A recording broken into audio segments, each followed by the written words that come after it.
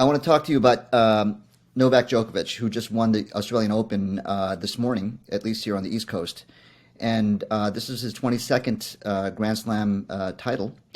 And the reason why this is so important to me, at least as a tennis player and someone who's following sports and the vaccine, is that he was denied the ability to play the Australian Open last year in January of 2022. And the reason for that, was suspicious to begin with, and something that I have a big issue with. So I hope we can get into that. But going back to the beginning of 2022, when he was denied the ability to play, Tennis Australia, who is the organization that puts on the Australian Open, was totally okay with Djokovic playing, even though he was unvaccinated. Yeah. And the reason why they gave him that medical exemption was because he had a documented COVID-19 infection about a month prior to his arrival in the Australian Open.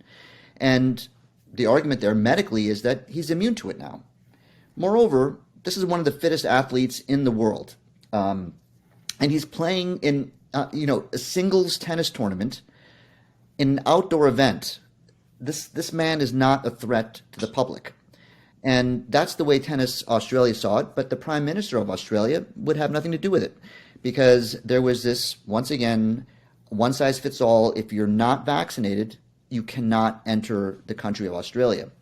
So now, 1 year later, he has been permitted to play, obviously, because he just won. There's been no explanation as to what has changed. He's still unvaccinated. There's still Omicron. Omicron was big in January of 2022. It's still big now. What has changed? We're not given an explanation, but the impact on this athlete was enormous. To put it into perspective, he was vying for his 21st Grand Slam event 1 year ago to edge ahead of Roger Federer and Rafael Nadal. And he was denied that opportunity, and Nadal took the tournament last year. So, interestingly, on his route to the route of Stefanos Tsitsipas, who was his opponent in the final, he also beat an American in the semifinals, Tommy Paul, also in straight sets. And guess who was in the audience? Bill Gates. So, in some sort of justice here, it was very interesting for me to watch Djokovic reclaim his 10th title at the Australian Open more than anyone else. And he has, in doing so, tied Rafael Nadal for 22 Grand Slam events. And what I was hoping to see from Djokovic, honestly, I was more interested in his post-match commentary while holding the microphone in front of 45,000 people, was some sort of, raspberry and, I told you so to the entire crowd and all of the raspberry. tennis officials. I've never heard of that. Isn't that a raspberry? What's that? What's that? Okay, all right, got it. Isn't that what that's called? I don't know what it's called. Oh, I got it. Like in your face, guys. So. Like take that. Like Diddy. Yeah. Okay, I got it. Yeah. And like, how dare you? Like, why am I here? Yeah. What about all the Australians that, have not been vaccinated? Can they come to watch me play? Or are you still, employing these draconian measures?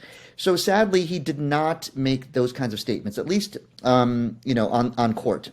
But what was interesting about his reaction was that after winning the last point of the match, he barely celebrated, on the court. Usually when you win a Grand Slam title, you're on the ground, you're kissing the asphalt, and you're like, it's very interesting too, because like when you sort of nonchalantly claim a victory, the other guy is sort of like, what, you're not excited to beat me? It's like, isn't like a big enough challenge?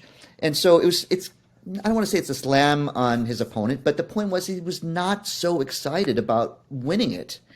But in the commentary that he gave to the audience, he was like, this was the most meaningful win of my career. Mm-hmm.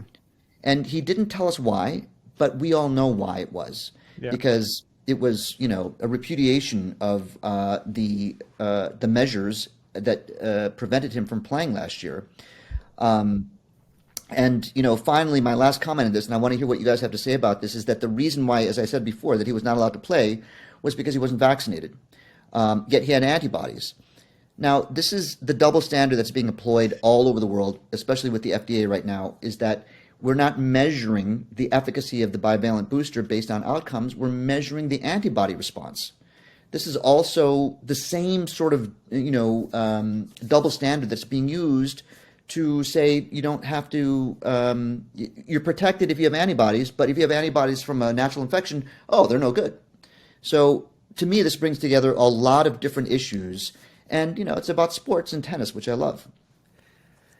Yeah, I mean, my reaction is I'm pretty sure Australia didn't let him play because the spike protein of COVID would get caught up in the fuzzy parts of the tennis ball, and then it would be exchanged from hand to hand. And I mean, that's probably the primary issue. But no, in all seriousness, if you couldn't tell, it wasn't serious. But I see this as kind of like a moment of again giving the world another opportunity to have a conversation about something that just made absolutely no sense. Like you pointed out, what changed in the last little while? Of course they're going to argue, hey, maybe the severity of the disease, maybe we know more. They're going to come up with anything to admit that, there was never a fault here, or there was never bad policy, or there was never, poor decision making. But it's another opportunity to kind of say, look, this is the damage that was caused here. This man is sobbing because he's overcome something that, was completely out of his control. He stood by his principles. He stood by what he believed.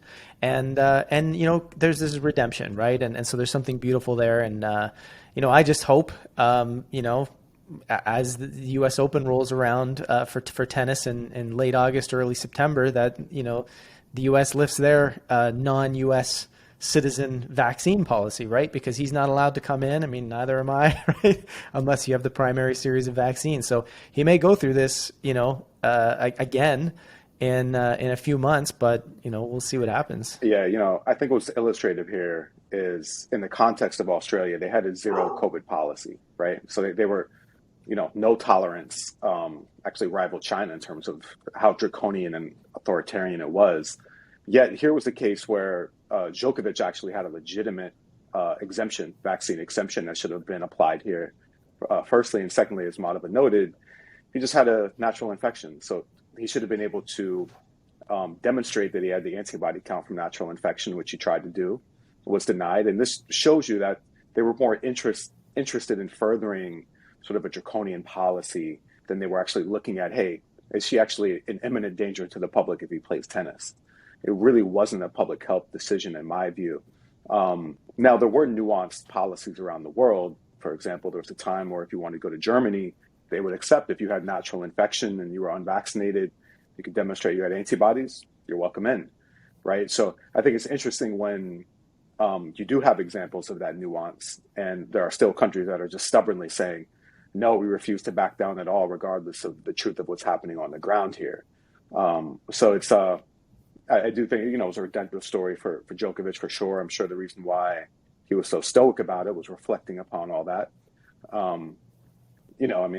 As a side joke, I know his father equated him to Jesus Christ and said he was being crucified.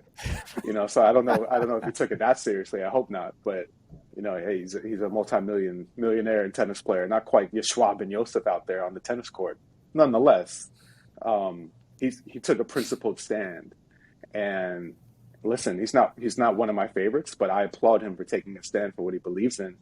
And I think we all should have taken that stand against nonsensical policies, right? Yeah. Yeah, I agree. And here's my Roger Federer T-shirt. I'm a huge Federer fan, but like you said, David, I'm a convert. And not in terms of how much I like. So he is Jesus. You're a convert, then. You're going out. Converted. Yeah, I've been converted. No, I mean, he's converted me. I'm preaching the gospel now, in the sense that it's when you're talking about these kinds of sports icons, it's more than what they bring to the court. It's what do they do off the court? Like, what do they stand for? And I don't think that Djokovic was a prominent anti-vax voice, but because he had this sort of global attention and influence, his position on it is enormously important. Because now you have a bunch of people like regular average individuals like you guys that can will look at him and say, God, he's doing what I should do, and if I don't go to work, I can't feed my family. Djokovic doesn't have to play tennis again for the rest of his life. So it's different, but at the same time, he's bringing attention to the issue, and it's those kinds of statements that I think are really important. Opening up conversation, yeah, giving us something to talk about and think about, and that to me is, I hope I'm curious actually what the media, if anything, they might say about this victory and how they might try and cover it over the course of the next couple of days. For sure. And incidentally, real quick, Kyrie Irving was in Madison Square Garden in New York just a few hours before Djokovic won his title and had an electric performance, and everyone is kind of heralding just the talent and artistry of Kyrie Irving, who is wonderful to watch if you've never seen him play basketball. And he also, of course, was subjected to draconian, authoritarian, nonsensical policies. I think he had to miss like 35 home games in New York, missed out on tens of millions of dollars in salary and endorsements, et cetera, et cetera. It got to the point where even the NBA commissioner, Adam Silver, was like, yeah, I don't get this. This is nonsensical. Like, he should just be able to play. LeBron James came out and put pressure on him as well and said, let Kyrie play. Like, this doesn't make any sense. And what's funny enough is Kyrie Irving was allowed to be a spectator.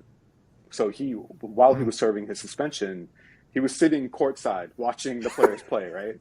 And it really was illustrating just how ridiculous the policy was in New York. And again, I don't think anybody can look at that and say, yeah, Kyrie was posing an imminent threat to the public by playing basketball, right? Particularly, yeah, but David, I think what I think you're missing, David, is the spike protein really likes those little humps on the basketball. The grip on the basketball. Right? Yeah. It loves to get in there, right? Just like the tennis ball. Well, so that's why I think if we're really being fair, we should really require the tennis players to put the racket in front of their face, because I think the racket will prevent some of the respiratory droplets from transmitting to the greater public. So we all got to do our part. Yeah. That's it. That's all.